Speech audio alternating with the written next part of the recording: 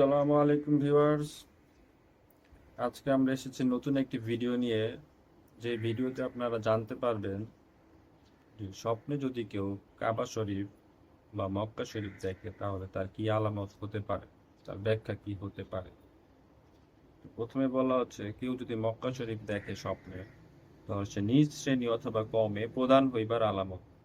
কেউ যদি মক্কা শরীফ দেখে তাহলে সে নিজ শ্রেণী অথবা কম অথবা তার দলের ভিতর সে প্রধান হবে, এই আলামত। এরপর মক্কা শরীফকে ক্ষতিগ্রস্ত দেখা। মক্কা শরীফকে ক্ষতিগ্রস্ত দেখার অর্থ হচ্ছে সে বিপদে আপদে পড়ার লক্ষণ। তার উচিত নেক কর্মে রত হওয়া, তওবা করে নেক কর্মে রত হওয়া।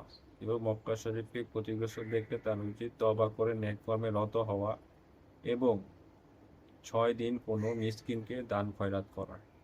টানা 6 দিন কোনো মিসকিনকে দান খয়রাত করা। এরপর পবিত্র মক্কা শরীফের ঘরকে অন্য কোথাও অবস্থিত দেখা, উক্ত স্থানে সুখ শান্তি অবতীর্ণ হইবে। মক্কা শরীফকে যদি কেউ দেখে অন্য কোনো স্থানে, তাহলে সেই স্থানে সুখ শান্তি অবতীর্ণ হইবার আলামত।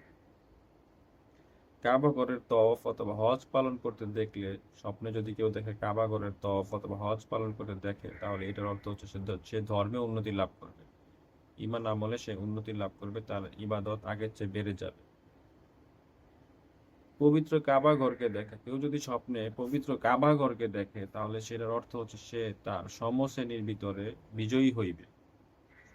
আল্লাহ ও আল্লাহর রাসূল সাল্লাল্লাহু আলাইহি ওয়াসাল্লামের অনুসারী ব্যক্তিদের সঙ্গ নেওয়া উচিত তার।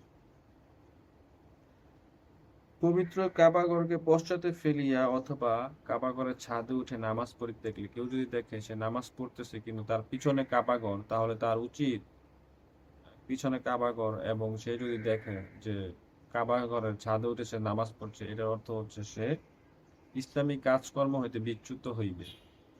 অতি সত্বর কোন কামেল ওলির নিকট তওবা করিয়া ধর্মকর্মে রত হওয়া তার জন্য জরুরি। তো এই হচ্ছে কাবা ঘর দেখার বিভিন্ন আলামত স্বপ্নে। আপনারা যদি এরকম ভিডিও চান স্বপ্ন বিষয়ক, তাহলে আমাদের চ্যানেল সাবস্ক্রাইব করুন। সাবস্ক্রাইব করে আমাদের পাশে থাকুন। আমাদের ভিডিওতে লাইক কমেন্ট শেয়ার করে আমাদের পাশে থাকুন।